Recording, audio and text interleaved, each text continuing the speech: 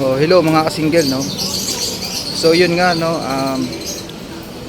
kagaling ko lang dito sa barangay, yan. So pero hindi umaten yung ano natin, yung taong gusto natin makausap.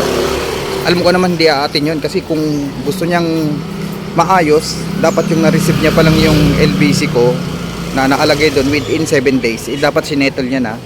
So ayun din naisip ko, posibleng aatin siya ng tatlo. Pero sa bagong memorandum ng DILG, kapag different city, for example from Pasay to Quezon City, hindi na pwedeng, kahit hindi na umaten ng 3 yung kino-complain, kahit di na mag-meet yung complainant ng 3, ay pwede na according sa bagong memorandum ng DILG. So binigyan na nila ako ng ano, ayan.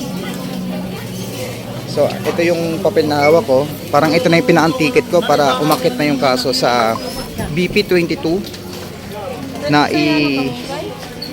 para sa taong ating kino-complain. So ayan.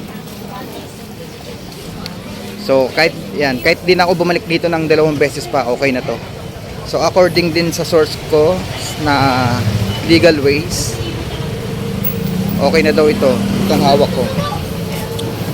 Pwede na ito para sa panibagong ano namin. Kumbaga tapos na yung pangbarangay. So doon na kami sa mas mabigat na o mas sulit na action na. Doon na tayo. So update ka uli ako mga guys.